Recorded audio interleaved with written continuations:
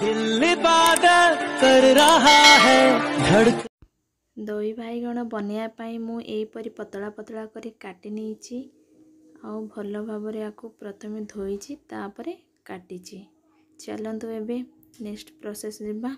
एबे देखंतु तेल को मु गरम करी नहीं काटी रखी बाइगण को एमती पकई नेबी जेतिकी आवश्यक सेतिकी पकई नेबी। किछि समय आकु एबे छाड़ी दबा। देखंतु 2-3 मिनिट पर एबे टिके सिझी जाइछि। एबे टिके आकु ओलटाई दबा ताहाले पछ अंशटा भी पूरा सिझी जिवो। पुणी 1 मिनिट आकु छाड़ी दबा। देखंतु एबे हेई गलानी एतिकी रे हमर हेई जिवो। याकु एबे बाहर कर नबा।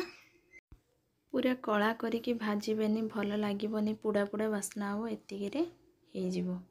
सेही परी बाकी तक बाइगण को भी सबू भाजी नबा। छोट छोट करी प्याज को काटी नहीं 2टी कंचा लंका नहीं। एबे कड़ाई गरम करी नहीं 1 चामच फुटण पकेली।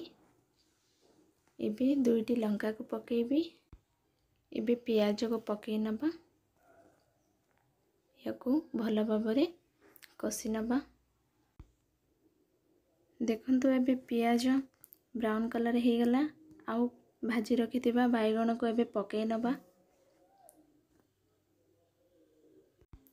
एबे भल भाबरे याकू मिसई देबा। आगरू मु लुण देई नथिली। एबे लुण को 1 चामच दे दोची। आपण को स्वाद अनुसार लुण को देबे।